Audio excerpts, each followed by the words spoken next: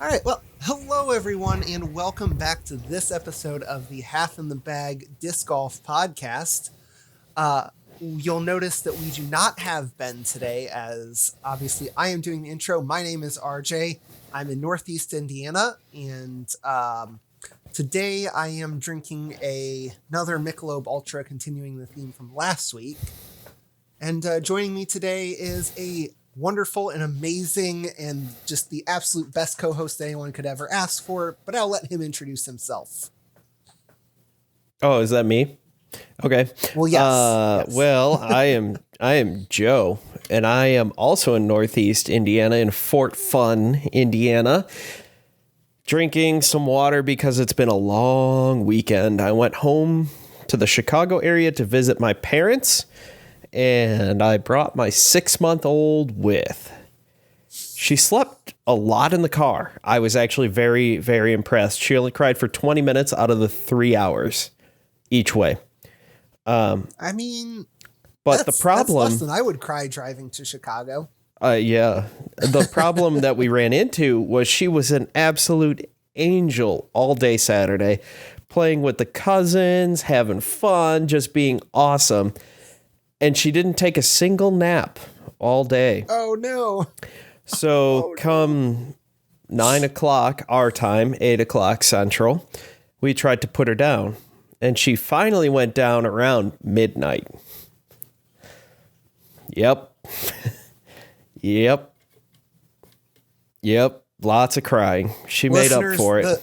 The face that I am making right now is just some mixture of horror and sympathy. The problem was she was just overtired.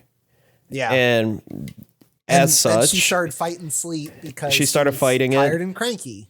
We stayed at my parents'. It's a different place. She wasn't in her crib. It wasn't her room.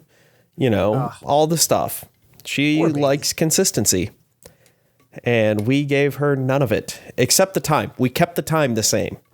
We're not changing. So what you're saying is that your child hates change. Yes. Same with our cat. We're getting new couches on Tuesday. So we moved things around, and the cat is like, okay, you left me for 2 days, and now you're moving things around. What the hell is going on?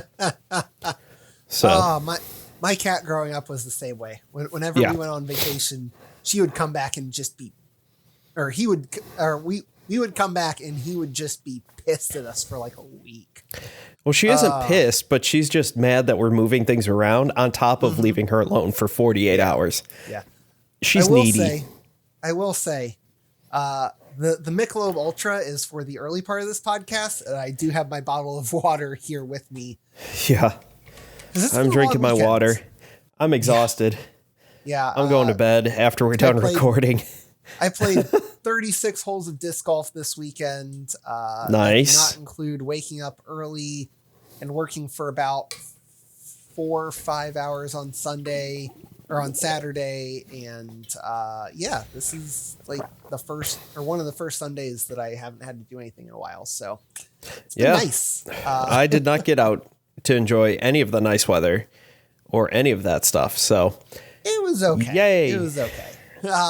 But anyway, is there anything that you want to mention before we get into our talking points for today? I mean, we talked about work, and you know who's doing some work this weekend was Chris Dickerson at the Music City Open. Yeah. Chris Dickerson, sponsored by Discraft, right? Or Datcraft. Oh yeah. That's the Joe you're getting today. Watch out. It's gonna be a rough one. And listeners, the sound that you're hearing is me grabbing my bottle of whiskey off of the liquor cabinet. And, getting ready to take a pull. Not really, because holy cow, that's not this type of episode.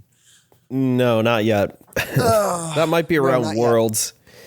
But when they show James Conrad's shot 50,000 times. So running through the top 10 real quick. And first, Chris Dickerson. Second was Adam Hams. Top 10 of what? MPO. We should probably introduce that. Yeah. MPO from the Music City Open happened this weekend in Nashville, Tennessee. Joe, yo, do we have a sponsor this week?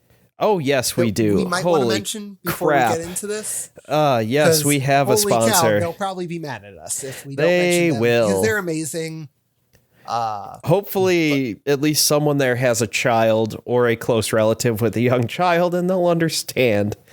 But Reaper Discs, we've talked about them a couple times. Fantastic sponsor here. Huge selection of discs. They give you stickers. Shiny things. Buy it for the shiny. Huge selection of discs. Too. I just got an email today from them saying... Yes, I did too. They just dropped the 2022 Hamburg Destroyers. Yeah.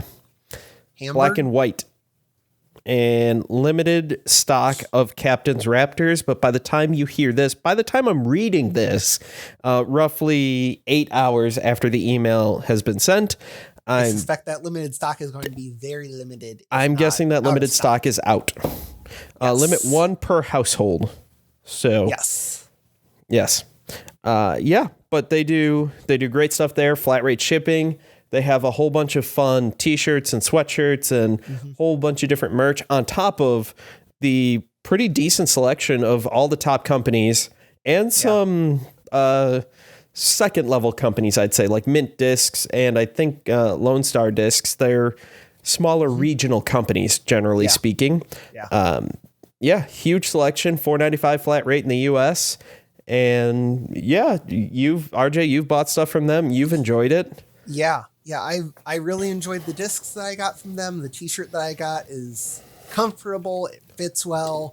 It was a great buying experience. And again, the flat rate shipping, so you're not sitting there feeling like, oh, well, I got to buy 3-4 discs to get my free shipping. And you end up spending more than you ever would on shipping anyway. That's great to me. And the fact that they send a handwritten note, just with, appreciating your business. It's fantastic. Them. Yeah, this is going to get a little personal. They kind of remind me of, my parents ran an online store. Oh. And, it really reminds me of that. Just a really good company. Mom and pop really style. Company. Yeah. Because they are your mom and pop. Yeah.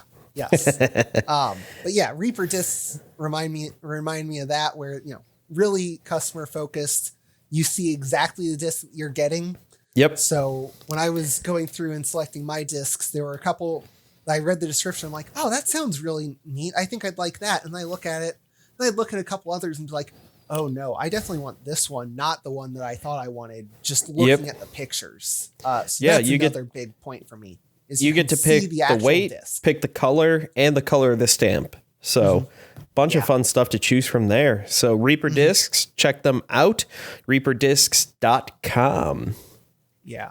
And I think them out. Look through what they've got. I'm sure you'll find something that you want, because they've got some really, really cool stuff. Yep. Plus their stickers that they include are pretty cool. I don't know if they send the same 2 out, but these are the 2 that I got. Little alien those dude. Those are also the 2 that I got. Okay. And they are, the throw far and prosper, I think is what the alien one says. Yep. And disc forever, die whenever. And I think you can get those on t-shirts too. I know you can definitely get the disc whenever one. The alien one I'm not as sure about. Yeah. This is a great read now, but they're awesome. They do great stuff. And they also have rotating shirts. So what we're talking about now might not be available here in 2 weeks, and they might have some different stuff, and then you never know. Supply chain, boats in the harbor, Putin, COVID, all the stuff. Hey, speaking of Putin, Chris Dickerson put it on a show. You know who is Putin on a show? I was going to say, who is reaping their rewards? Our segues are top notch. Just the best. Once we actually pick one. Yes. Our segues be rolling. Yes. They see us rolling. And they start running away. So our top 10 MPO finishers here, real quick. Chris Dickerson For Music City Open. Music City Silver Open Series took it event, down, yes. 28 under. Right on his heels at 25 under was Adam Hams. And in third place, we had Lori Lentinen. Nico LaCastro dropped a spot to take fourth. He started out third on the day. Ezra Aderhold took fifth. Alden Harris took sixth. Garrett Gerthy was seventh. Tied for eighth was Jake Monn, Monn. That's what I would guess. And Joel Freeman. And then tied for 10th, we have Kyle Klein, Luke Taylor, Aaron Gossage, and Justin Rosak. So pretty solid there. Yeah. It looks like Chris Dickerson went bogey free today. I'm going to have to look back to see it the rest. He took a bogey round 2, hole 4. Yeah. So And round 1, hole 1. He took 2 bogeys. Yeah. That's it. He finished 10 under for the day, which was not the hot round. No. Because that goes to Lori Lentinen at 12 under. Yes, at 12 under. Getting half of his under par today. Yeah. With a double bogey. Dude. Man, that's insane. Took a Man, double you take that bogey away. on 9. Take that away, and even if he just pars it, he is taking second. Outright second. And pushing Dickerson too. I know. So. Let's check out these player stats here. Strokes gained, tee to green. No surprise here. Chris Dickerson takes it by half a stroke over Lori Lentinen, who is third. Gained in putting, though, it was actually Eli Swanson, local guy, I'm assuming, putting on a show for putting. He actually did really well here. So he pulled the opposite of an Eveliina? Well, we'll get to that. Well, gonna tease that one a little bit, huh? Yeah. There were only 3 people who took 1 OB stroke. Wait, Dickerson had 2. No, never mind. Those were bogeys. Never mind. 3 people only took 1 bogey, which I thought, or OB stroke. Mark Chaplanet, Lonis, I'm guessing is French. He started out the tournament getting an ace on hole 1. First throw. Oh, I saw this one. Yeah. First throw, ace, beautiful shot, ends up finishing 81st with a +5. He started on a high note and just went downhill. Like probably both of us would do. We would, except it wouldn't be an ace. It would be a birdie or a par, and then it would be downhill. I would definitely take a bogey. Yeah. Let's see. Hole 1. Maybe not. That one's not that long. Hole 1 is 207 feet. You are not taking a bogey, probably. There's a tunnel you have to hit. But I have confidence that you could save par. Okay, 207 feet is about the length of some of those Shoaf Woods or some of those PFW ones. Yeah, but it's a little gap you have to hit off the tee, and then it's wide open. OB to the left. But I'm a forehand player, though, so that's not a huge deal to me. Yeah, just take your bounty. Probably get a par. You could, yeah. Take a putter shot, get through the gap, take another putter, lay it up. You're there. Yeah. So I mean, just to get green in regulation, you only need to throw it 140 feet to get circle 2. I can't throw a putter 140 feet. Yep. I have taken a putter out onto a football field and learned that I can go from end zone past midfield. I mean, that's half the battles of doing well at a tournament is knowing how far each disc can go. But that is something we'll get into later. Yes. That's called a teaser. Yeah. I'm a tease. Oh, man. So, MPO, we talked about the top 10. Were there any other names that stood out to you? Let me throw one out there. Okay. I saw Scott Stokely finishing tied for 44th. dropped 16 spots today, but Ooh. It seems like he's getting better and better. Yep. Kind of finding his rhythm. Seems like he's going to end up. I don't know that he'll ever get a top 10, but I wouldn't be surprised to see him in the top 20 or so at one of these tournaments. Yep. And then Bogey Smith, as he changed his name on Twitter, he took 6 OB strokes. He ended up finishing 34th. You take those 6 strokes away, and I have to get back here. UDisc is taking a hot second here. 7 plus 6 is 13, right? My math is correct there. Not a math major here. That puts him in 16th. Yeah, that puts him in solo 16th. Just if he keeps it in bounds. Forget any. I'm guessing there are plenty of. Actually, oh wait, no, I'm looking at the wrong score. Yeah, he had some bogeys here. He had some troubles, but he also had some throw-ins. He made a couple from circle 2, which is pretty solid. There, he was. Wonder if he used the scuba for those. There was one. I think I actually did shot see on a Twitter clip where he did. Yeah, he was 32% from circle 2. But where I'm looking at here, it doesn't give me the exact breakdowns overall here. Of course. Oh God, there's there are. I just have to dig for it. Circle quick 2 putting, he made 6 of 19. But stats don't tell the whole picture. How many of those 19? Well, the 13 he quote missed. How many of those did he actually have a shot at? Right. How many of those were, I'm going to lay this up so I get so I definitely take a par or a birdie or, How many of those were, like, I watched probably 15 minutes of the women's, and Macy Veladiaz was on lead card, and it was Eveliina Salonen, Missy Gannon, and I cannot remember for the life of me who was the fourth. Hirsch? Was it? Maybe? I don't remember. I know that she finished high, but either way, we'll see. There are plenty of times where all of those women were circle 1, but they were in the woods and had to pitch out, or they tried to hit a small gap. It hits a branch and it flutters down, and they end up technically missing a circle 1 putt. But I wouldn't necessarily have counted it against their stats. Right, I'm not trying to just defend these few players. I'm talking in general. Like, how many of these? We've all been there where we have a circle 1 putt, but you're, reaching, you're trying to give the reach around to the tree. Away. Yeah, you have to, take a straddle around an oak tree, through a thorn bush, under the honeysuckle, and over the poison ivy. Yeah, and it's just like, I'm not actually shooting for the basket here.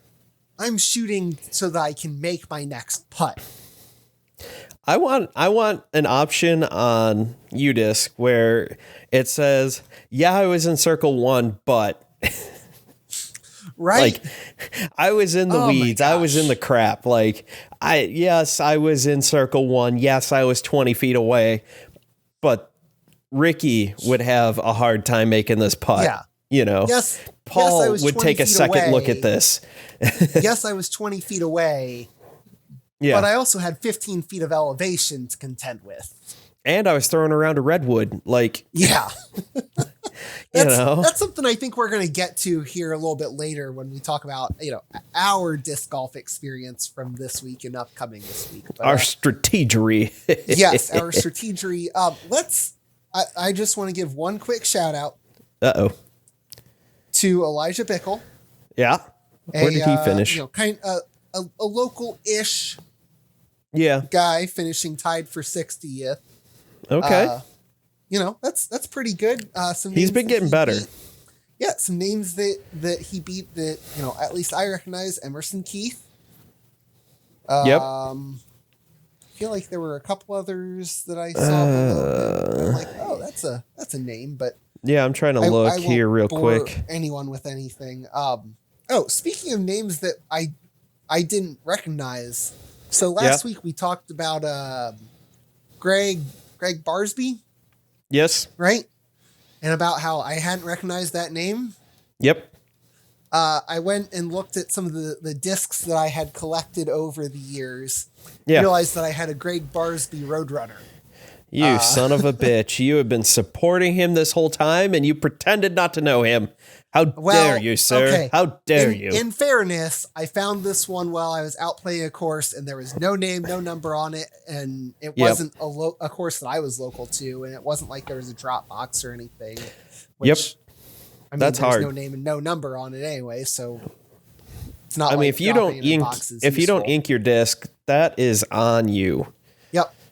If you ink your discs and you don't get it back, either it's gone forever or someone's a jerk. Yes. If you don't ink your discs, that's on you and you can't complain. Yes. But I think that's enough going off on tangents. Do we want to talk about the other half of other quarter of the field that was at the Music City Open? Yeah. FPO. There were 34 players. 33 players. Someone did a DNF. Okay. I cannot. They pulled them off of here. Yeah, I probably have that's to go why to. I thought there were only 33. Yeah, because I looked earlier and it said 10. 34. Yeah, we'll go through our top 10. Number 1, Missy Gannon. Oh, Kat Mersch was definitely not on lead card because she gained 6 spots. She did second. really well. Yes. Macy Vela Diaz finished 3rd, dropping 1 spot. With not a great round today, +4 today, but we'll get into some more of that stuff later after we finish our top 10. Tied for 4th was Deanne Carey, Holly Finley, and Henna. All tied for 4th at even for the tournament. 7th was Natalie Ryan, 8th was Emily Beach, 9th was Jessica Weiss. Tied for 10th, Rebecca Cox and Eveliina Salonen. Yep. Let's talk about someone who did not have a good day today. Evelina, +11 for the day. That was rough. Yeah. So definitely in the thick of things early on. Dropped 6 spots, +11. That's the highest single round score. Excuse me. For anyone inside of the top 25 in this last round. So not a great day for her. Joe, you saw something about her putting today that you wanted to point out. Yeah, sorry. I was looking to see if I could find out who DNF'd today. It was Cynthia Ricciardi. Oh, okay. She DNF'd. I don't know why they didn't say. So one of the interesting things about Eveliina is she was first in, where are all the stats? Hang on. I'm on the app instead of the website, and they put stats in weird spots. The UDisc app? Or, sorry, the UFROLF app. They changed it back. They did. Thankfully. Eveliina Salonen. 3 times this weekend.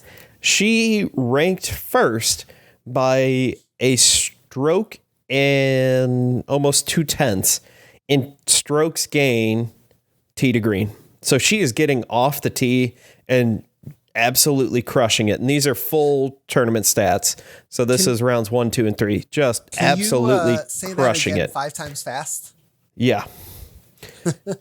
She is getting absolutely crushed in her putting because she ranks dead last in strokes gained in putting at a -16.5, 10 strokes worse than the next worst player, which was Nina Guerrero. I'm assuming a local-ish pro. The next name that you would have heard of that is a touring pro is Maria Oliva at a -5.4. Oh, I didn't even see her in the field today. Oh, there she we go. tied for 13th. And even Hannah Blomroos is a -5.32. Yeah. But she makes up for it tee to green at 21.17 strokes gained. So Yeah. I know everybody's like, you shouldn't rag on Eveliina for her putting. It is literally costing her tournaments. If she was 50% better, 8 strokes, that puts her at +1 for the tournament. +1, tied for 7th. Yeah. Assuming, other things. And if she could keep it in bounds. But generally speaking, there were 2 people who were able to do. Cynthia Ricciardi only had 1 OB, didn't play round 3. Holly Finley, Deanne Carey had 2 OB strokes. Everybody else had at least 5, which is right where Eveliina was. So she really wasn't losing strokes going OB. Yeah. She definitely would have gained strokes staying in bounds, but I mean, you can say that about anybody. keep the disc in bounds and you'll do well. Surprise, surprise. Okay, when Paige John Pierce Madden. keeps the disc in bounds, she wins a tournament. I mean, but you can say that about any top pro, Yes. men or women. Yes. Keep the disc in play and good things happen, generally speaking. Yeah, if you don't have to take extra strokes for penalties, good. Just be happy it's not stroke and get distance. Lower, yeah. If you don't take extra strokes for penalties, you get less strokes on a hole. Yep. So, yeah, she is just getting absolutely crushed.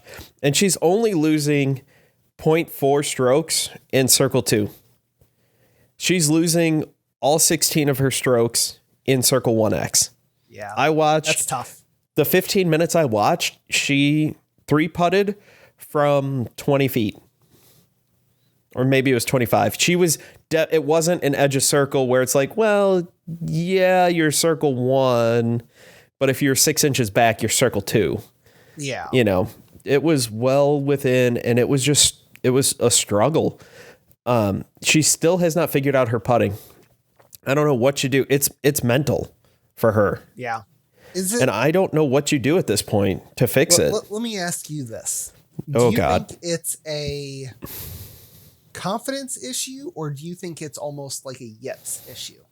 Which, for those that don't know, the yips is when a pro golfer or a pro baseball player or someone has some routine action.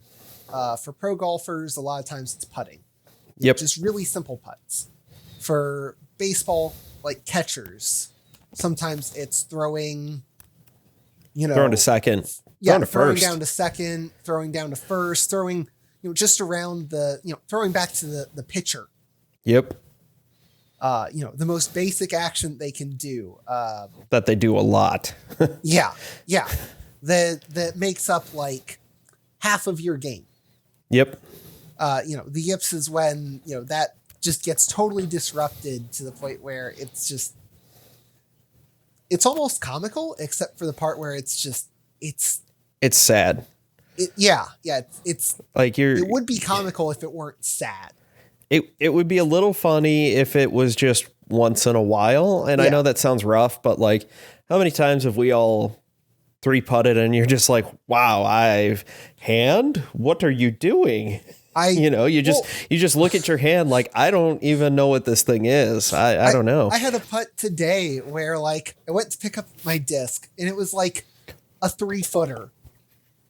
And I went to pick it up and I went to throw it and I felt some mud and the mud just distracted me enough where I just basically threw it into the placard on top of the basket. And my wife just kind of looked at me like, what just happened there? And I'm like, the mud, I don't know. In a tournament, it wouldn't have happened, so I'm counting it as a putt because I've missed from putt. I've missed from 5 feet in a tournament. You watched me miss a literal drop in last year, and it was the entire crowd rough. just went like, "Oh my gosh, I am so sorry. We literally had no idea what just happened there because we didn't know it was possible to miss that." That is why I will always take off my bag before any type of putt in a tournament. Nobody believed me that I missed because they all like turned their backs. They're like, no, really? I was like, yeah, I just missed a 5-footer because it wasn't the yips. It wasn't anything like that. It was just, I was like, it's 5 feet away. Yeah. How can I miss? It's the, you know, we're all 99.5% from, Yep. you know, within 10 feet, you know, assuming on it's a calm day, but Yeah. you know, 5 out of every 1,000 you're going to miss. Yeah. Just- if that. Yeah. Yeah. It's just one of those like, oh, Yep. my brain, body, no work. Yeah. So what was your question again? Yeah. So my question is it more of a confidence issue, do you think? Or do you think at this point it's almost like a yips issue? When does it cross from confidence to yips or vice versa? You know what I mean? Like For me, confidence is that mental of almost like I am or I'm not going to hit this. Whereas yips is I'm doing everything that I should and there's just a disconnect somewhere. yeah. I don't know that there's any way that we can actually answer that. Because well, the look with her, the look, it's not like, it looks like she's at least faking confidence, because it's not like she's walking up to her disc and like, she's always a quick putter. She's like looking at years past, it's put the marker down, pick the disc up, 1, 2, 3, throw. Like she's very fast putter. And I can totally sympathize with that, because the longer I stare at the basket, the higher the likelihood is I'm going to miss and miss bad. If I take the full 30 seconds, I'm probably airmailing it and then have a comebacker that's farther than the original putt. Yeah. So Meanwhile, I'm kind of the opposite, where I put down my marker, move my disc, take a step back, take a breath, you know, step up, step back, do your laundry, you know, stretch. But so she's always a quick putter. Yeah. But at least, and I know it's not the greatest quality, it's just hard to, it doesn't look like it's a confidence thing. Like she's stepping up and like going. It's just her hand isn't going at the basket. It's going to the right. It's going to the left.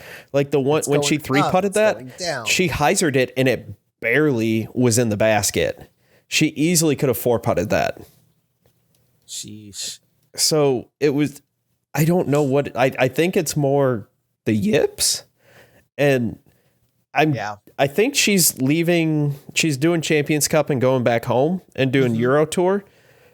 I hope she figures it out there. Yeah. Like maybe that's just it, is it's not, well, but she toured before 2020. Yeah. She was here at Waco, I think, or Vegas at the very least in 2020 before everything got shut down. Yeah. So, I mean, I was going to say maybe it's just almost being uncomfortable. I guess. But she's a pro. That would be a... Yeah, so I don't here, want to say weak. 2020, she was at Las Vegas, Memorial, and Waco. Yeah. In Vegas, she was... I'm assuming that she toured, 19 and... Yeah. Cetera, in Vegas, she was 55% from Circle 1. Yeah. Which put her 13th. I don't know how many people were in that tournament, but like, so probably that's not bad. Memorial, she was 69% from Circle 1. Yeah. A lot more Waco, at Waco, there was only 2 rounds. She was 77% from Circle 1. But so it's just, she's not the same. That one got weird though. I don't count many stats from anybody Waco 2020 because they played round 1. Most of the shutdowns happened. They played round 2 and then called it. Like, so yeah, from her, national tour, all the events she played in 2019, she's 56%. Yeah. From Circle 1. And as it stands right now, April... You said she's what, like 20-something, 30-something? April 3rd. I think that's what she said last week. I don't care what her schedule was. She is 30%, and I believe that's including today's. Like, yeah. I think that's including today's stats, which is, Music City Open is included already. Yeah. So that puts her at 49th and 4% from circle 2, which puts her 43rd. Yeah. That's tough. That's, I want, like, if she figures out her putting, even to get back to 50%, even if she gets to 50%, yeah, she's going to be a force easily. Like we broke down the stats for the All-Stars at the beginning of the year. Yep. Where, there were multiple people on the All-Star event who were in the 40s, 60s. Yeah. Yeah. The best 60% or below. Yeah. Best women's putter is not as high as you would think. That's not the right standings. Hang on. I need to get back. I would guess that would be Own or... No, just Own. Probably. There might be someone who's lower, but nobody that would be I guess almost like a name brand. Yeah. I don't know. I don't know how let's see. Ooh, stats here. Circle winner regulation, circle C1X putting on the year so far. You're tied. 2 people tied for the best putters. Heather Young and Owen Scoggins at 77%. And circle 2, your best putter is Sandra Richardson. 20. Let me pick the second one because I don't know who Sandra Richardson is. Sorry, Sandra. Oh, she's been to Las Vegas, Texas State, Music City. She's going to OTB. She's touring-ish, but finishing 47th, 35th, and 25th. Next best is Paige Pierce. She's the exact opposite of Eveliina. Yeah. Next best is Paige Pierce at 25% from circle 2. Yeah. So, I mean, it's not like Eveliina needs to improve drastically. It's just going from hitting 1 out of every 4 putts or 1 out of every 3 putts to hitting 1 out of every 2 putts. She is last place in DGPT events for putting at 30%. Next up is Natalie Ryan at 43%. Yeah. If she even makes it up to 50%, she's up tied with Henna Blumroos. Yeah. Her European compatriot. And just like you put that in, that's another, how many strokes did she miss out on from that? It's just crazy. A lot. Yeah. It's rough. I feel like we've been awfully negative so far. Do you have any positives from this women's field? Same person, Eveliina. She is like her drives. They're insane. Yeah. They're so good. I think that's why I'm being so negative is like, she is right there. She's on the cusp of just like total domination. If she could put one together. Yeah. I mean, look what she did at Waco. Yeah. First 2 rounds, she didn't have to putt because 1, the wind was too high, and 2, when the wind was down, she was still parking everything, so she didn't have to. And she was just destroying everybody. Yeah. So for me, the names that stick out from the FPO field is basically everyone who finished, basically 2nd through 4th. Yep. Minus Henna, because we know that she's good. We know what to expect from her. But Holly Finley, Deanne Carey, Macy Veladiaz, Kat Murch. Kat Murch has been on a tear to begin this year. And Macy Veladiaz, she looked really good. Mm-hmm. I think once she gets a little more experience under her belt, she's going to be doing really good because she at one point had the outright lead at 4 under. Well, and today she goes +4. Yeah. If she goes even, she's pushing Missy Gannon the whole day today. And see, that's where Missy has some of this experience winning Throw Pink and DGPT last year, and then has been pretty good this year. She hadn't won. I don't think she'd won anything to this point. But, no, not that I can think of. Nothing major, at least. But it's not that she was playing bad. That's the thing. It's just, other players were playing coming in better, saying, "Oh yeah, this is my tournament this week." Yeah, and I think with Macy, once she gets, like I said, that little bit of experience, a touch more confidence, she's gonna be awesome. Right up there.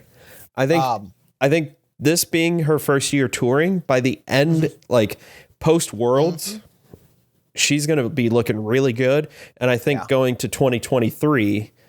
Yeah. She'll be one of the ones up at the top. I'm sitting there going, oh boy. Yeah. She's going to be one that you expect to finish top 10 every week. Yeah. I mean, I still expect her in the top 10, usually. Yeah. She's one that I see her name in the skip ace, and I'm like, well, I'll go ahead and pick her up. Is ratings wise, she doesn't have a huge rating. No, not yet. So she's a little bit of a bargain, but she's a value add if you need someone who will finish well, maybe win, but also you want to get that big name. Yeah. She's from Tennessee. I'm trying to think of where. Yeah. I'm like, I feel like it's Tennessee, Kentucky, somewhere like that. So also, Morristown, Tennessee. Shout out to Rebecca Cox, who had a really bad start, shooting a +11, and then a 4 down today. Yep, tied for the hot round. I say not confidently at all. Maybe. Yes, tied for the hot round today. Yeah. So also fantastic. Yes, tied for the hot round with Jessica Weiss, who finished one spot above her. Oh, nice. Yeah. Yeah, so that's someone else who took a bogey on 18. Oh. That's sad. Also, someone who is going to, as she, gets a little more experience, gets out there, that's somebody else who's looking pretty good. Trilogy's got to be happy with these two women. Because Rebecca Cox is Latitude and Macy Valadez is DD. And Deanne Carey is also on Trilogy, I feel like. No, Innova. No, okay. Sorry. Nope, I was thinking of Rebecca Cox. I don't know how I mixed those two up. They're nothing alike, but don't know either. Their names aren't even close. Well, I think it's because they're both like right on the fringe of being top 10 players for me. Yep. And just right there. Yep. Yeah. But anyway, so Natalie Ryan also finishing 7th. I'm guessing the hamstring is better. Yes, I'm Question mark? guessing so too. I didn't see her on any of the coverage. So she finished +3 today, dropped 3 spots from, I guess, 4th or some type of tied for 4th down to 7th. But, yeah. Card 2, card 2, and card 6. So not really on any coverage for a silver series. If this was a full DGPT event, she would have been. Yep. So I'd be curious. Just the sportsman side of me is like, I wonder, how's that hammy looking? Everybody else is going, wow, that throw's looking good. I'm going, that hamstring, did you see the way on that follow through? So that happened this weekend. We're watching my niece who's turning 2 here in about 2 weeks, going, they're all like, oh, she's walking around. I was like, did anybody notice her flat feet? Everybody's like looking her run around. I was like, yeah, I know her gait's fine, but she's got some flat feet. I'd watch out. Yeah. That's hey Joe, that's your next ad for the Joe's Disc Golf Network is just getting a couple of different sports medicine professionals. Yeah, no kidding. To talk disc golf, sports medicine, biomechanics, kinesiology. Well, it's not like 3 of the hosts here have any, sports Background medicine degrees, or a master's in kinesiology, or. Hey, my master's is in business. Thank you very much. My master's is in kinesiology.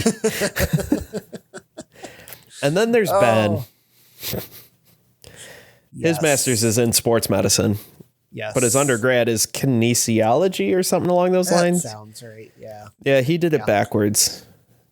Knowing him, I wouldn't have it any other way. He's bass-ackwards to begin with. I know, those damn Wisconsinites living up behind the cheddar curtain. Yeah. Enough talk about Neb. Yeah.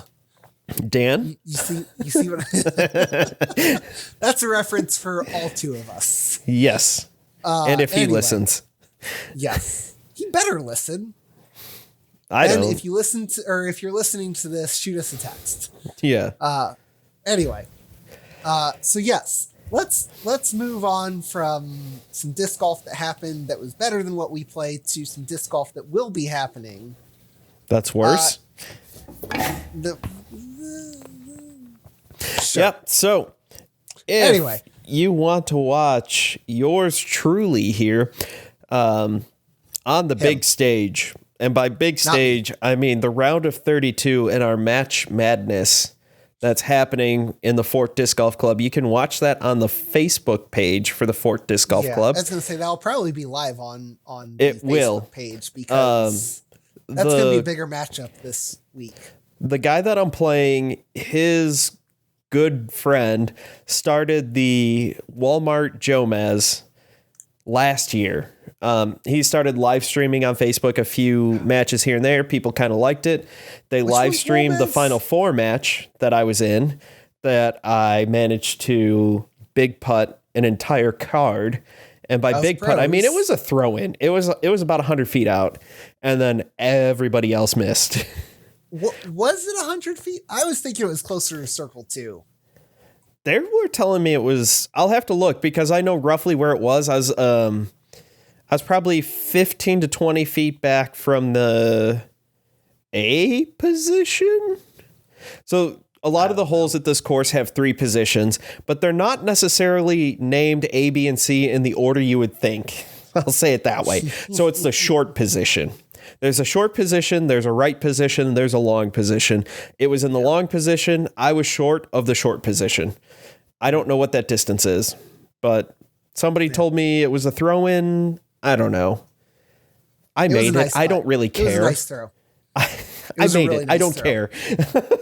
I was very excited when I watched that. But anyway. So was I, because I cheered, and then the guy I played missed a circle 1 putt. Everybody else was in the circle. And everybody else then tapped out, and they did not have tap ins. Yes. It was you really did big putt an entire card of pros. Yes, I was the only non-pro. The one guy is kind of a pro.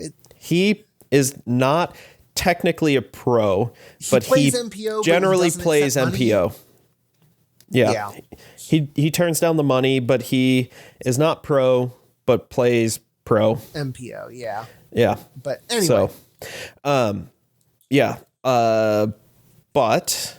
So that's coming up. That'll be Sunday, 1 o'clock ish Eastern Standard Time.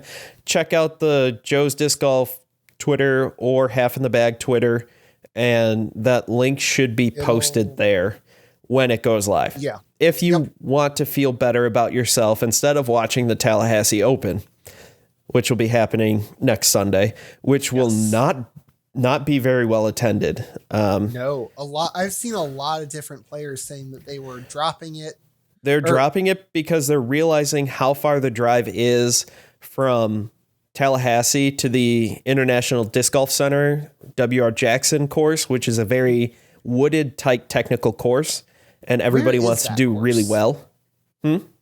Where is that course? Georgia.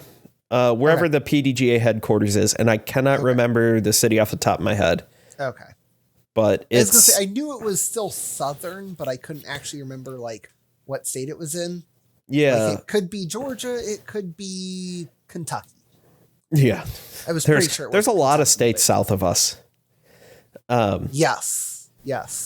But one might argue so the match play will be coming up, and match play is super fun. We were playing PFW Gold, which is the harder layout, and it is currently set to mixed pin positions. So generally speaking, the A positions are shorter and easier. B positions are generally longer and harder.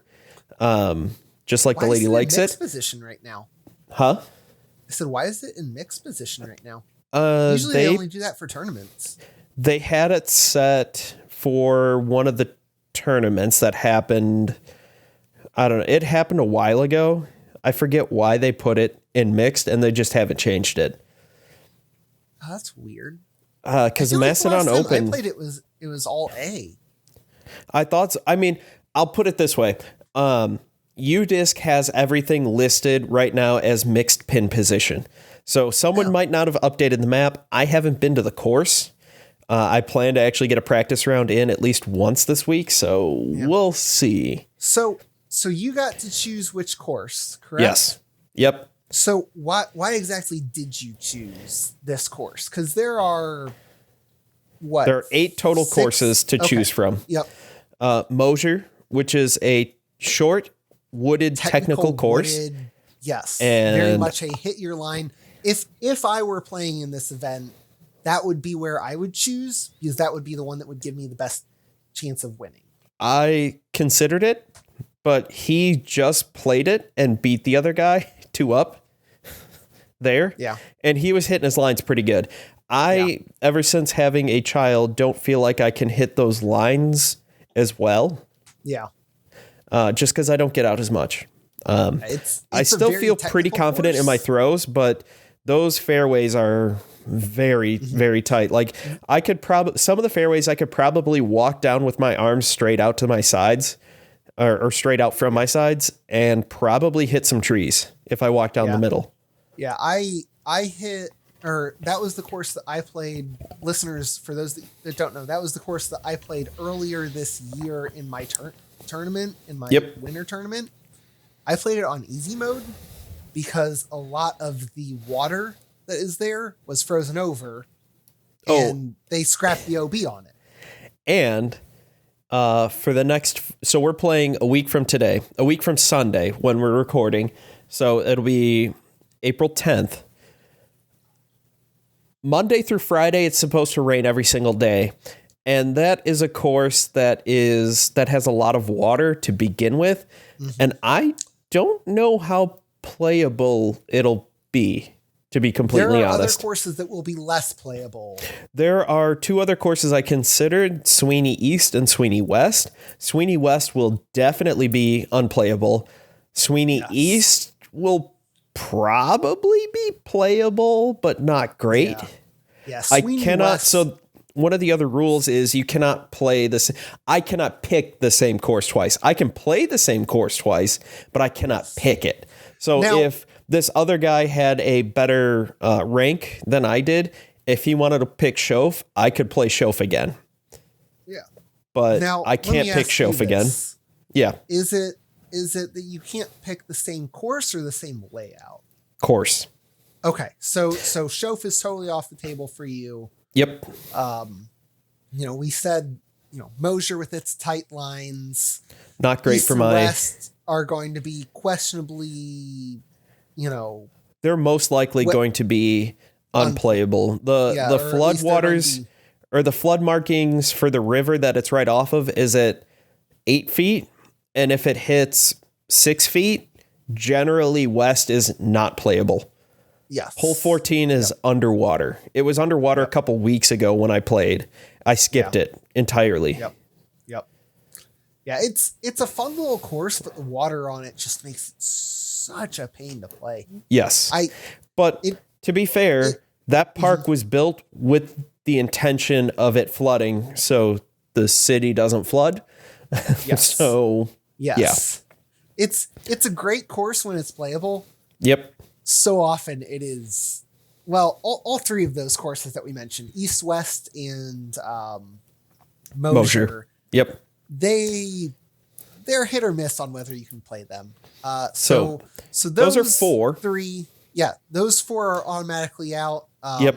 Ossian, I have not heard good things. Have you? Nope, I've never played it. Everybody that I've talked to, they're like, I know I can't have any influence, but could we not play Ossian? Everybody I've talked to. Ossian is weird. It's relatively open. There's a good amount of OB though. Yeah.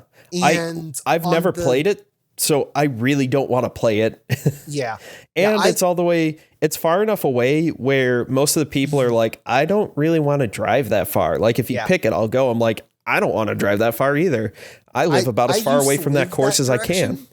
And it's a fun enough course. I enjoy it. It might make one of my top 5 courses that I enjoy playing. Yep. But by the same token, it's tricky. Yeah. It's got some weird ceilings. It's got a ton of OB. Okay. It's the back of it's got some weird elevation changes. I actually have my longest drive ever off of 17 there because you tee off. If you've ever played Disc Golf Valley, it kind of feels like you're teeing off from there's a hole on Disc Golf Valley. I think it's Crow's Nest, where you throw basically off the top of a mountain. Yeah. Yeah. And, yep. And it kind of feels like that as much as you can get in Indiana, because there's Indiana no elevation change in Indiana.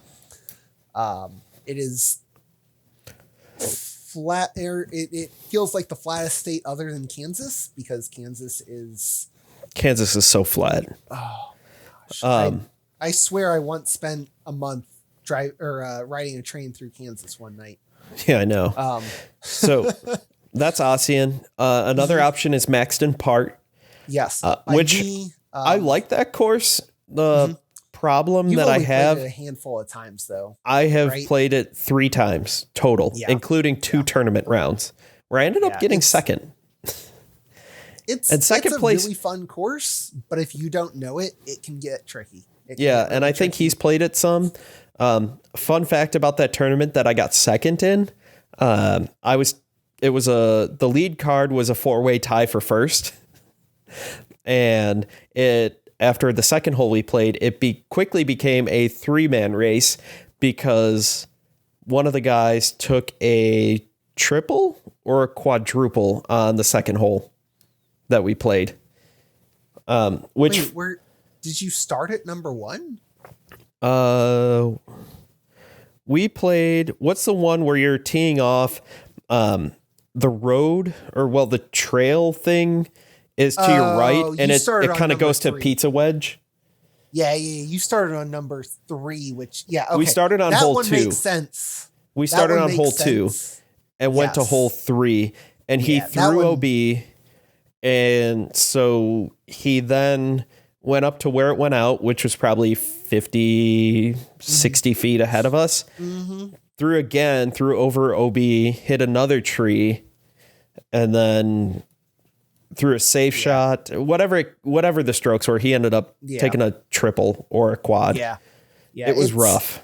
And it was rough to be on the card, because you're like, I don't know what to say. It's like, I'm sorry, but I'm also happy. That one is one of the handful that can get messy really quickly. On that course, narrowly missed the tree he hit and parked it. He misses that tree. He follows my line and he parks it probably. I mean, obviously skips and whatever, but generally, like, you follow that line, if you hug that tree and go over the OB, you'll be in a good spot.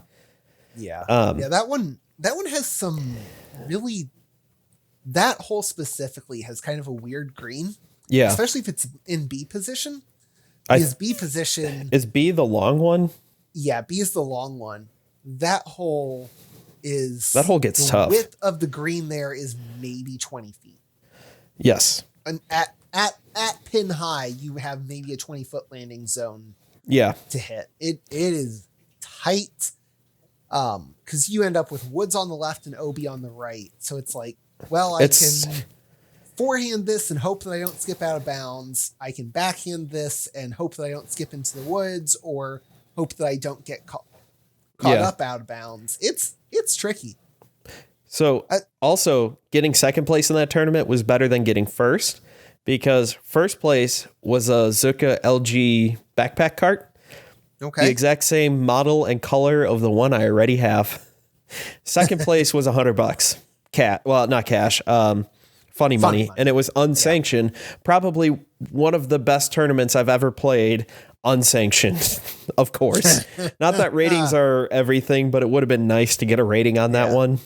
Yeah. But that Maxton course is so fun. I love it that is. course. I just don't know it. It's also my home course, but yeah, you work at the high school that's attached to it, basically. yes. So my cross country track and field team literally runs that at least once a week, if not 2 to 3 times.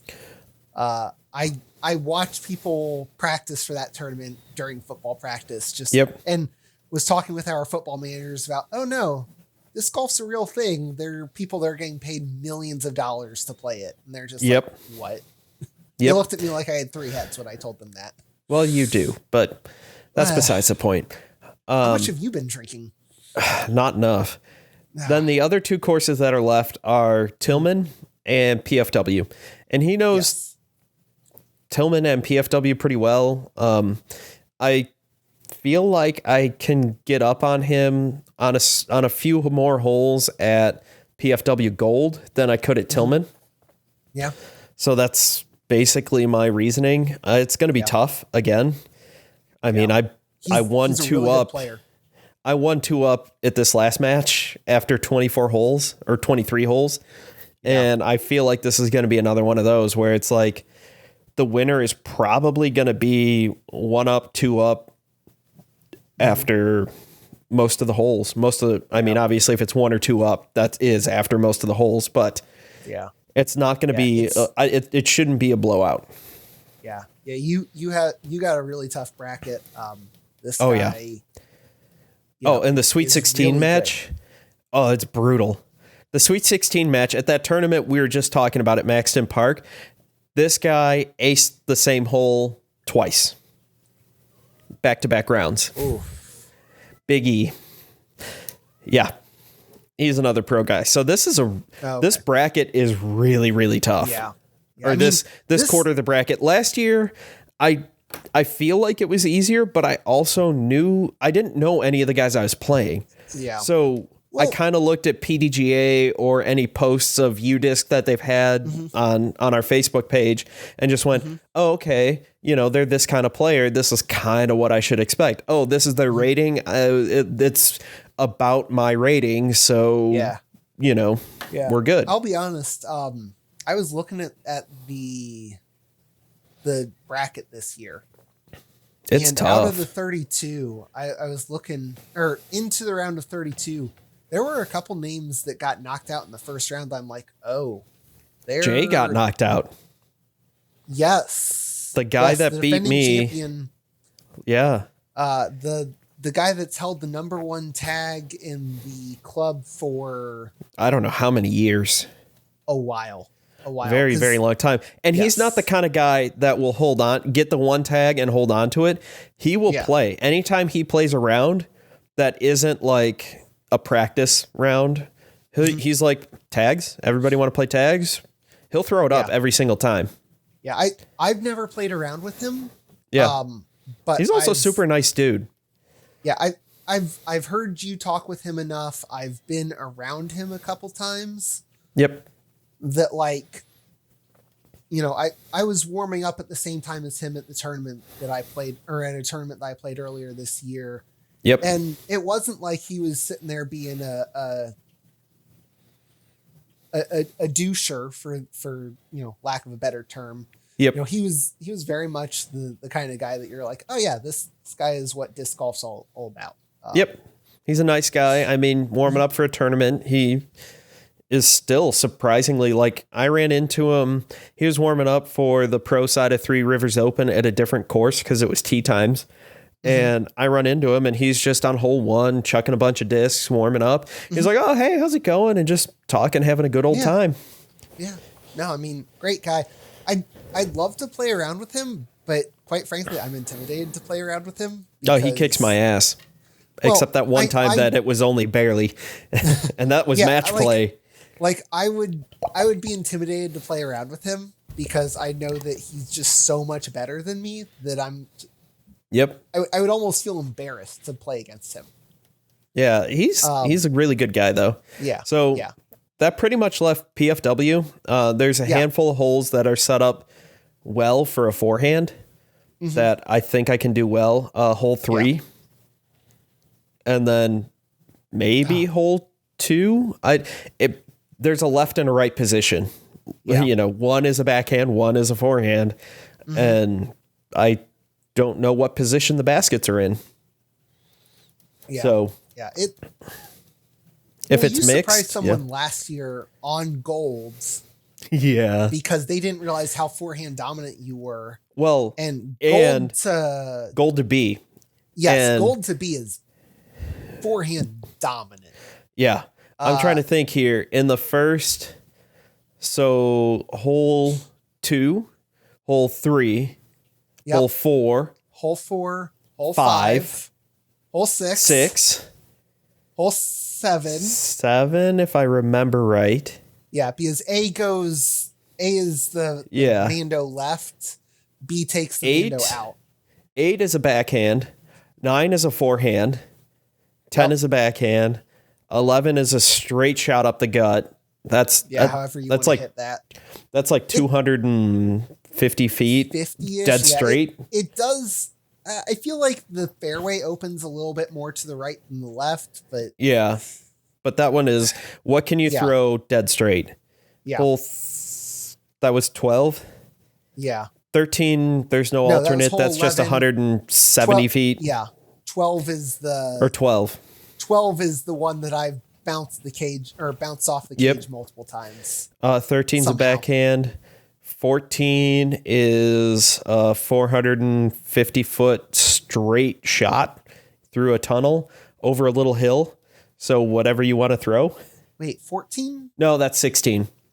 Yeah, that's 16. 14 is the one where B position from gold is a hard 4 soft 5. Oh, yes. Yes. That one's... But it goes straight out, right, straight out, right. Yeah, it is... That hole... For you, that is a really well set up hole. That hole, I've gone... I played that in a tournament, and warming up, I was shanking the crap out of it. And then I almost had a field ace because I threw it.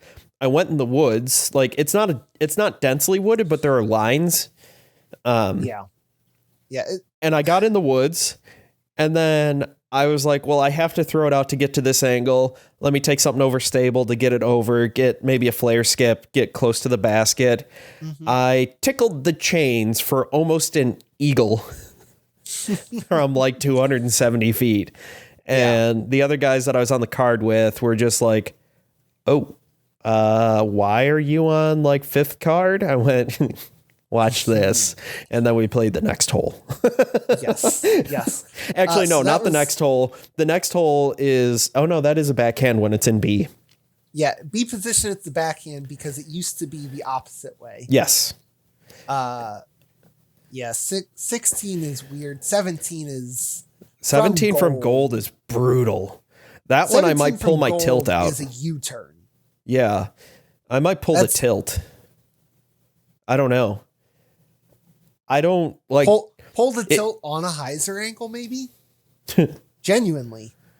You almost need something to go straight, turn, and then go backwards. Throw a stall shot. Yeah.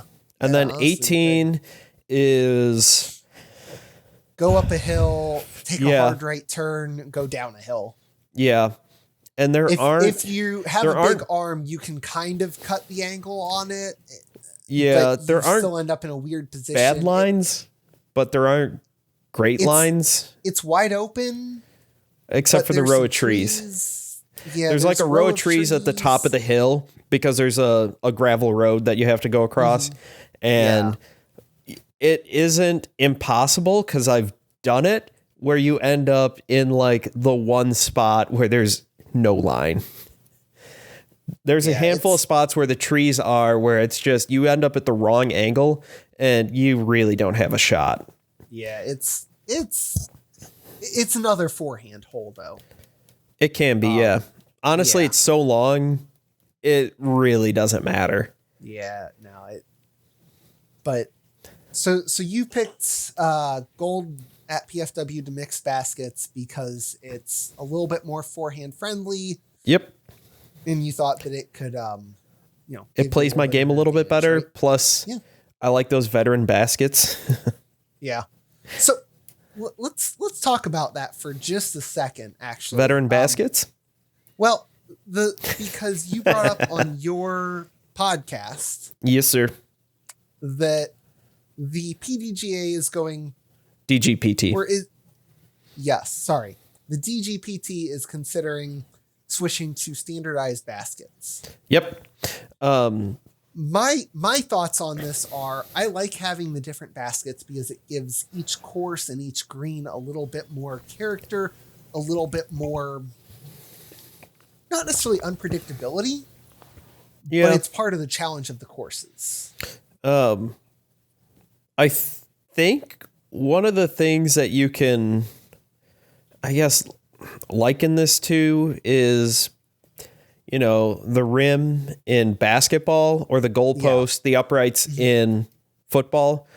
Maybe it's they're like the boards in hockey. Because some boards have more spring, some of them are a little bit more dead. I was meaning of standardizing it. Oh, where okay. I got you. Yeah, that no matter where you play basketball, the rim is 10 feet off the ground. I don't know the diameter, but it's the same. Yeah. And the free throw line is 10 feet away. A hoop is a basketball hoop. It's 15 feet. And Joe, you're not from Indiana because you don't know that.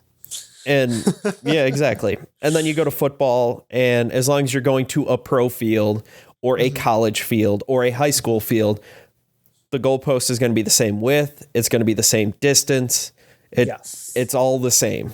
I mean, the wind, forget all that stuff. Like, everything's going to be the same. So it's kind of nice where it's one less thing where it's like, oh, well, it was the basket. The veterans don't catch this way, or the mocks don't catch this way, or whatever Innova calls theirs don't catch this way. Yeah. So I don't know, though. I kind of like it. It's also an opportunity for them to make more money to invest back into the tour, where, you could go out and say, all right, we're taking bids, Yeah. Who wants to be the official basket for the next 5 years? Yeah, I totally get that angle of it. Like I said, I think from a course perspective, I prefer, whatever basket you think fits this course best. Which comes down to whoever gave you the best deal.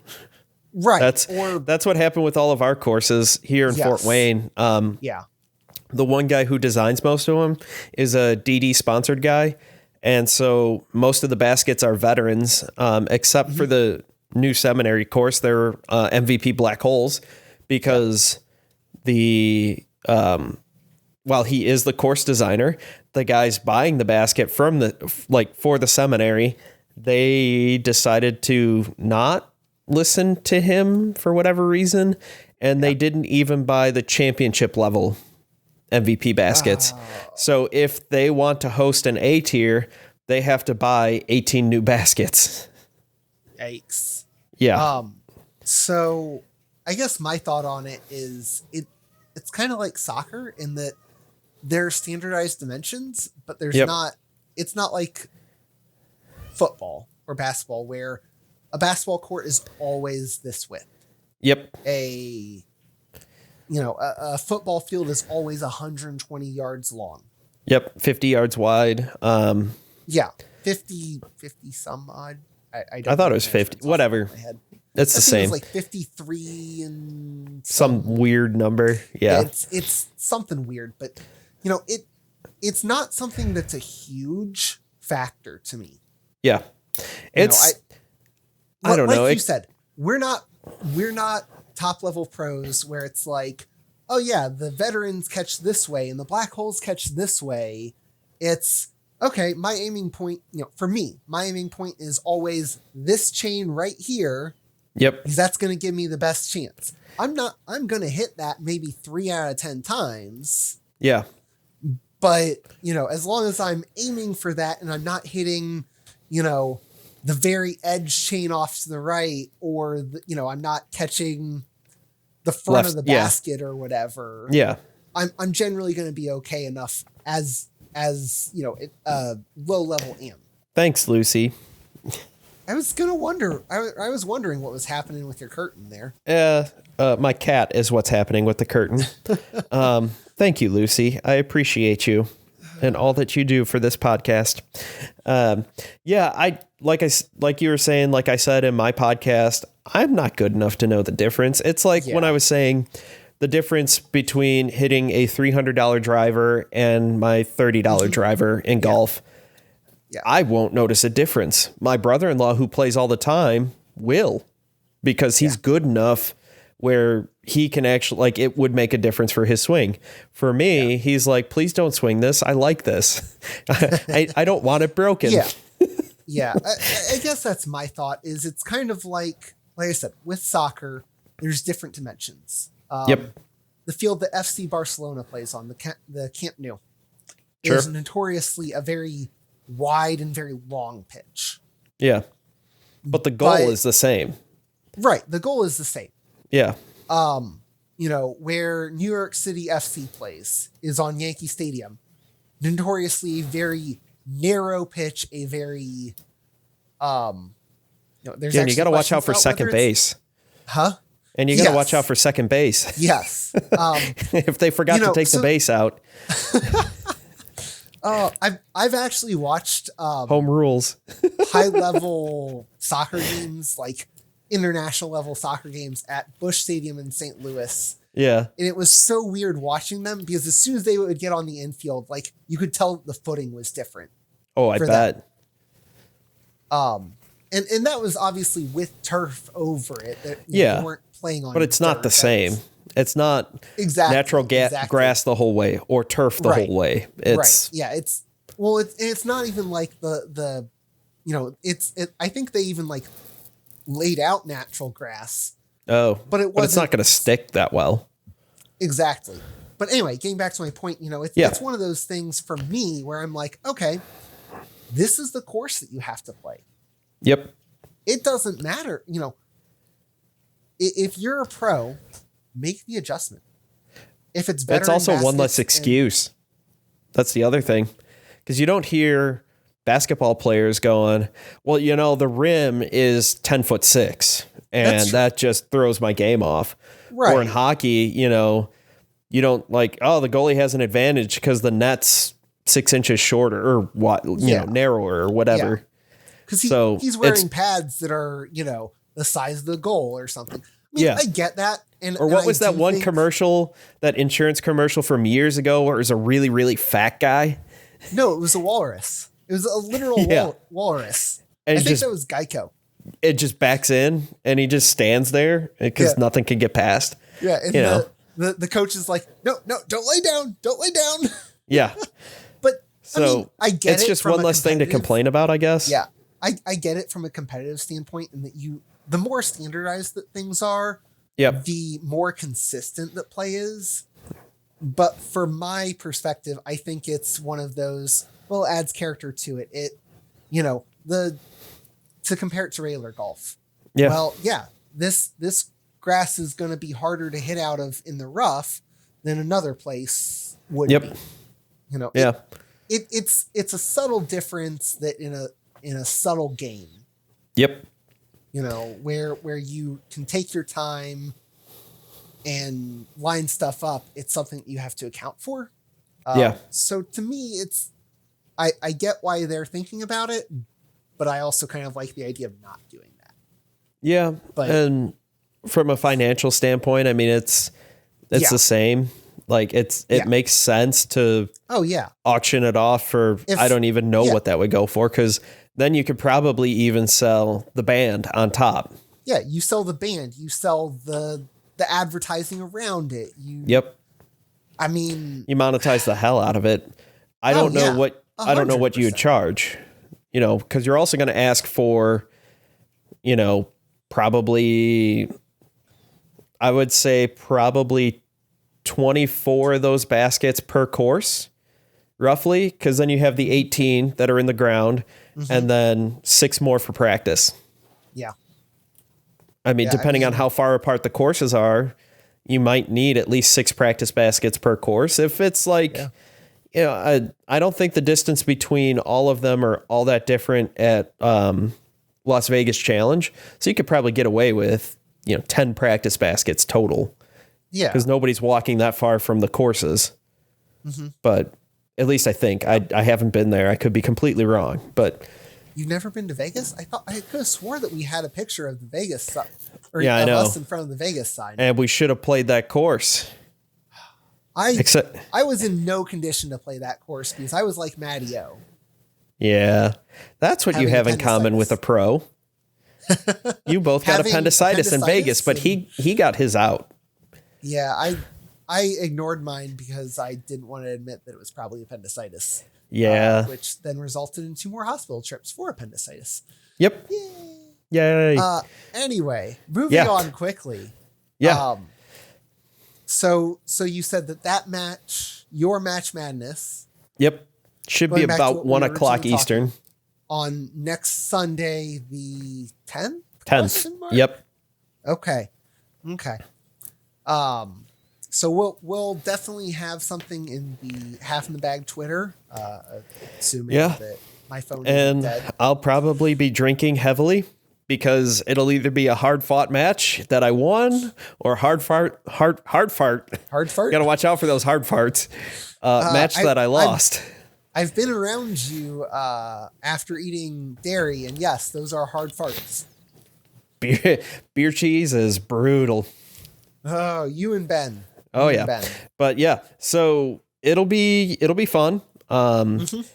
Match play suits my style of play, which is generally pretty aggressive and pretty much run everything, but you don't really get punished. I mean, you could lose the hole, but it's only 1 point. Yeah. So I can totally airmail it and it won't matter if he makes it. He makes I could run a 60-footer. And if I miss, whoop-de-doo, if he's parked, I've lost nothing. I would have lost the hole either way. Yeah. And then I'm down 1 point instead of, 3, 4, 5 putting. Yeah. So I will say that is something that I have started to work on in my game, is trying to figure out when to actually run stuff and when to just, take my pars. When you figure it out, could you let me know? Actually, I take it back. The Tillman tune-up, there are several times where I was like, I could run this, and I laid up, and I finished tied for second. So, not today. Like I said, I played 36 holes of disc golf this weekend. I played 2 nine-hole rounds yesterday at the local 9-hole park here. Yep. Didn't do very well, but that's neither here nor there. I did hit my 100th scored UDisc round, though, so a little milestone there for me. And then today I played an 18-hole. Actually, I played more than 36 holes because I played a 24-hole course today. Yes, you did. Yes, math. I've played 271 rounds across 36 different courses. Want to take a guess how many UDisc holes I've played? A lot. 4,913. Yeah, so I now have 101 rounds across 15 courses played. Yep. And 1,745 holes. I am willing to bet that I have more throws than you, though. How many throws? 6,283. You're going to have to go higher to match. Oh. Well, 14,760. Yeah, I mean, I guess that you have double the number of rounds. I have more than double the rounds. How many holes did you have? 1,700 and change. I have almost 5,000. Yeah. So I would say I've had a few more. I'm beating you on strokes. I'm overall happy with my average of the last 20 rounds played. Actually, the last 5 rounds, I've averaged 5.5 under. And my best was a 9 under. I've averaged 5.25 over. So, hey, we're almost even. We're better than even. A decent stat. 72% C1X. 86% from C1. So I'm I'm at a little bit of a crossroads right now.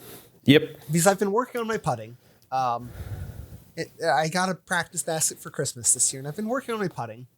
And I'm starting to feel more and more comfortable closer to 20, 25 feet. Yep. And, I'm starting to get a consistent step putt where I'm not necessarily hitting every time, but you're getting close. I'll, earlier, a couple weeks ago, I actually hit, almost a 50-foot step putt. Nice. Today I hit off not the basket, not the trapper. Yep. But there was a little sign underneath that said, next hole this direction. Hole this way. Yeah. Yeah. That I bounced it off of on a step putt. I'm starting to get more and more comfortable with that. Yeah. And even if you miss that little sign, you're still only going to be 10 feet or less. Yeah. So tapping. It's one of those things where I'm feeling more confident with my putting. Yep. But my percentage is down. Yeah. But conversely, my driving accuracy is up about 10, 15 points this year compared to years past. Nice. My greens in regulation for both Circle 1 and Circle 2 is about doubled. Yep. And so I'm sitting here and I'm going, well, my putting is down. My putting is almost half of what it normally is. I'm pulling an Eveliina at this point. Yeah. And that my putting is like half of what it normally is. On C1X, my Circle 2 is still 2%, which is basically a lucky throw in every here and there. My Circle 1 overall is down. But I'm like, is it the conundrum that I'm at is my Circle 1 putting down because instead of going off the fairway and then throwing up and getting a 15 footer, a 12, 13, 14, 15 footer, I'm now hitting edge of circle and, either laying up or something like that. Mm-hmm. I'm like, well, is that what's causing my putting to go down? Because I feel more confident. Yeah. But conversely, the numbers aren't backing that up. The drives are getting better. So you're having more opportunities instead of taking 2 shots to get to the green. Yeah. And that second shot really getting you within 15 or 20 or whatever. Yeah. Now your drive is landing at 30 and you're like, well, poop. Yeah. Yeah. I'm doing better, but not really. Yeah. We talked about this a little bit beforehand in that my 3 rounds over the weekend, my scores were not good, relatively speaking. I think I went +5 the first one because I took like a quadruple bogey on something. You took one bad hole. Yeah, I missed a Mando. My re-tee ended up in the absolute shit. I basically ended up where my missed Mando shot ended up on what was essentially my 4th one, and I ended up taking like a triple bogey on a 250 foot. It was a little bit longer than that, but on a par 3, I ended up taking like a 6 or 7. Stuff like that where it's like, oh, that was dumb, that was bad, but it's like my scores aren't necessarily reflecting it. Yeah. But at the end of the day, I'm like, I feel pretty good about that round. Like, I didn't have a ton of chances for birdie, but because it's April and it's 40 degrees out, and the discs are, my 270, 280, 300 foot drives are flying 230, 240. Yep. And I'm like, and then you can't feel your fingers. Yeah. Yeah. It's one of those things where I'm like, I feel like I'm improving, but my scores aren't backing it up. Yep. It's the weirdest thing. It's one of those fun parts where when I started working on my backhand drives 2 years ago, year and a half ago, my oh my, it was a lot of hard work and a lot of perseverance because my scores got worse. I mean, I was also a forehand dominant player, and I was definitely forcing myself to play backhand lines where it made sense. Where, you know, obviously if it's a right hand dog leg, I'm throwing a forehand shot because you'd be stupid to try to throw a turnover if you have a good forehand. Yeah. On the wide open holes, if I have a choice, I'm probably throwing a forehand. Yeah.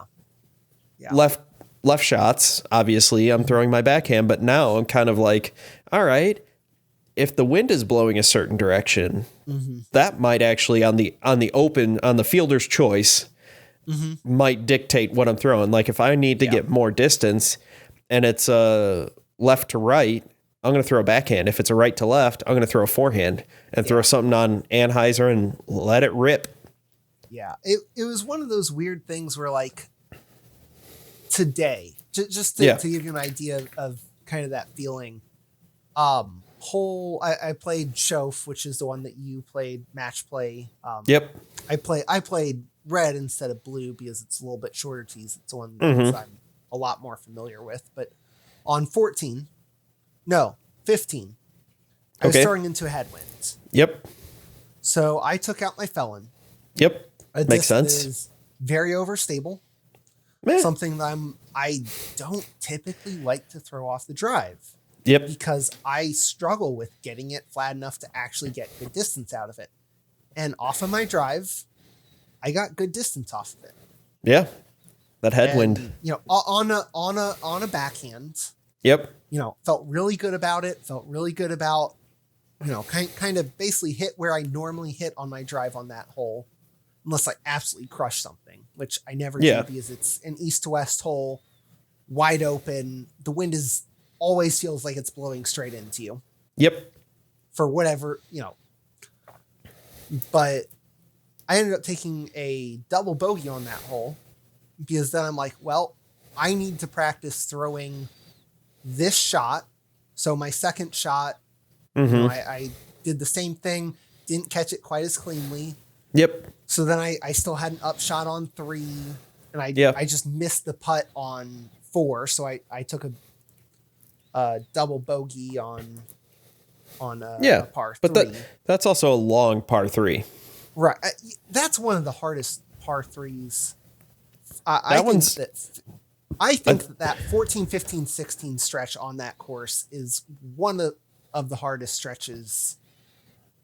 Yeah, I'm just looking it up right now.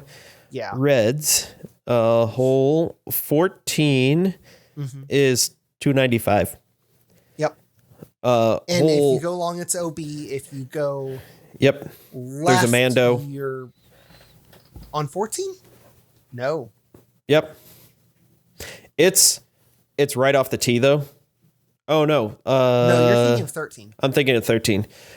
15, though, is a 400-foot par 3. And 16, they say 390. It's 400. Yeah, it's also a little par bit 3 uphill at the top with it's a single guardian tree, but the way that the canopy on it kind of branches out, you end up with a really low ceiling.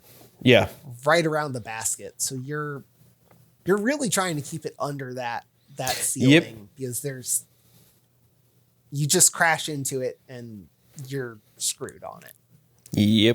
So that was kind of the dilemma that I had, and that I'm like, the scores aren't any better, but the process is working. You got to trust the process, and it sucks sometimes. Just like I'm kind of retooling my putting. So any normal, sane person who spin putts stands with if you're right-handed, right foot forward. That's how any sane person would do it. Well, I was practicing my turbo putt. So I had my left foot forward, was doing that, was doing well. I don't like turbo putting as much anymore because if you try to turbo putt into the wind, it doesn't generally go well. At least for me. So I came back and I was like, okay, well, I'm going to practice my regular putt. And I forgot what I was doing, put my left foot forward, did 3 putts, went, wow, that felt weird, but I just banged them all dead center and went, my feet are switched. I then went 19 for 20 right off the bat and was like, how far? 25 feet. Okay. Through a doorway. That's pretty decent. Through a doorway, Yeah. and the doorway is at, let's see, how far is it to that back wall? 8 feet to the basket. Knowing your room, yeah, I mean, it can't be more than like 10 feet. 8 to 10 from feet. The basket. So it's 15 feet wide open through the doorway, which is a standard width doorway, and then another 8 to 10 feet, give or take. Yeah. It comes out where I stand is 25 feet. So, yeah. Figure it out, basically. Yeah. Maybe 10 feet. So you have to, it's really forced me to, if I do, I used to put a lot of hyzer on it, and this has forced me to not do that. Otherwise, I hit the wall. and yeah, that's not bad. So I was banging them, and so now I putt with my left foot forward with my right hand. And it probably looks like I don't know what the hell I'm doing, but I've been far more consistent. I've been far more consistent. So going with my right foot forward, I was missing wide right a lot. I was pulling everything to the right. And now with my left foot forward, I have to turn my body awkwardly to make it work, but it does. Don't ask me why. You probably shouldn't follow my form. You shouldn't do it. But if it goes in, it goes in. Is it really different though from doing the cornhole style putt? I tried doing that, but the problem was the doorway. I think because you have to get so much loft, or you have to put some hyzer on because the way it dives in at the end. It wasn't like I went probably 1 for 20. Because I tried. I legitimately tried. Yeah. And then when I finally started to get it down, it just wasn't feeling right. And I probably need more open space. Yeah. So I think the biggest takeaway here is, if you're working on your game, don't look so much at the scores. Yes. Look at the results. There were a lot of unscored rounds. When I was working on my form. I am an advocate of not scoring every single round where you're trying to work on your form, but it's good to do, once every 3, 4, depends on how often you go. I would score once a week, but I was going pretty much every day. And it was a nice way to check, every Monday, this Monday I shot 3 over. This Monday I shot 2 over, but the wind was way higher. So pretty good, just kind of do one of those. Because otherwise, if it's like trying to lose weight. If you track your weight every single day, you're going to get discouraged because it's going to fluctuate depending on how much water you drink, the clothes you're wearing, when you ate that last meal, all that fun stuff. When you went to the bathroom last, that could change. But if you go every Monday or say Mondays and Thursdays, you'll notice it getting better. Yeah. Look at the process. Look at the, focus on the things that are working, not necessarily on, the I guess the small picture in your score. Yes. But I think that's a good place to end. Yeah, I was going to say, I think that's a good place to end. Joe, if you dumb want minds to hear more think from alike. you, yes. Yeah. So if you want to follow me, you can follow me at Joe's Disc Golf on Twitter and Instagram, facebook.com/Joe's Disc Golf or joesdiscgolf.com. I need to get better about writing articles, but turns out if I properly prep for my show and this show and try to write articles, it doesn't all go well. So it's pick 2 out of the 3. And I will no longer be doing this. No, I'm kidding. If you're not doing this show, I don't know who's that nobody is. It's not going to be me. Yeah. We'll make Ben do it. Ben isn't here, so nose goes. Sucks to suck. Yeah, I wrote an article on Friday for your website. I know, and I had that breaking news about Drew Gibson. You have to look at my shorts to find out. Yeah. Not my actual pants, but YouTube shorts. And I also put it on Instagram, which I got a surprising amount of likes out of that. Yeah, if you if you're not sure about the article I wrote about the DGPT's new sponsor, which is now the Bud Light Disc Golf Tour.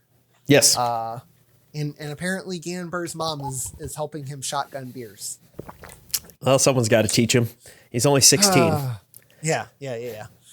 So it was either her or Calvin Heimberg. Yeah. I'll tell you, the funnest part about writing that article was just making up the random quotes and seeing and thinking about like, okay, what's the most outlandish thing that I can make these people say? Oh, I know. Which Nico's quote was still my favorite about what's next. Where are they going to make us do putt within 30 seconds? Yeah. But that's about it. Man. If you want to follow Half in the Bag, where did they find that? Yes. So you can follow Half in the Bag on Twitter at Half in the Bag DG. Yep. That's where you can submit your listener questions or your submissions for Disc of the Week. Yep. The Disc of the Week this week was actually a Frisbee that I throw for my dog because it was April Fool's Day when I posted that. And, why not talk about the taste of a disc? When we're talking about the Disc of the Week. So my daughter could have helped out with that one. She loves chewing on the junior buzz I've given her. Yes. Maybe we should switch the discs and get a real larger sample size here. And if you want to join in the action with Joe's Disc Golf podcast, that is Thursday nights at 8:30 p.m. Eastern. We had some people in chat. And we're actually talking and answering questions. And it threw me off my game a little bit because I never have anyone talk to me. That was a first. And so other than you and Ben sometimes jumping in chat or my other buddy Ian just to screw with me. And I ignore that, but these are actual fans and I can't ignore the fans. And so they would ask questions and I didn't get to half the stuff I thought I was going to get to, but it was okay because I had fun. I had a conversation. All just my burner accounts. Yeah, I know. Your one burner account has over 500 subscribers. Oh yeah, totally. It's a pretty solid burner. That's better than my main account. that's almost up there with mine. Anyway, but yes. So follow us YouTube.com/Joe's Disc Golf for watching that. Yes, and if you want to watch this podcast, you can find it at Joe's same place. Yes. Look for the playlist Half in the Bag. Yes. And if you're watching this and don't want to see our ugly faces. Yeah. I don't blame you. Yeah. None of us blame you. You can find us wherever you find your major podcasts, which is also where you can find Joe's podcast if you miss his live stream. Yep. Which I take that live stream down pretty quick only because I end up editing the video a little bit and just making things a little nicer. Plus, it turns out some of the free music I was using that should have been compliant with fair use and all that stuff, turns out it isn't because the person who said it was free to use actually sampled music that was not free to use. So in a roundabout way, YouTube and Facebook started to get mad at me, so I had to unlist all the previous live streams. So from now on, I just don't do an intro and just jump right in. Well, I BS for the first 10 minutes, but you just slide straight in, no lube. Slide into the DMs, Oh man. Okay. I think that's a good place to end this. Oh yes, that's what she said. Make sure that you look at Joe's webpage, joesdiscgolf.com, to look at his merch. One day we're going to get a logo so that we can actually get some Half in the Bag merch. Expect that to come. Don't hold your breath. 10 years, and hopefully before the apocalypse, we'll have some merch. Yes. I think that about covers it. I think so. Joe, thank you for all that you do for this podcast and for the disc golf community. I try to do as little as possible. Thank you. Well, we can tell. Listeners and viewers, thank you for taking the time to watch and listen to us. And everyone, later. Enjoy your round. And thanks for listening and watching. Yep. Bye.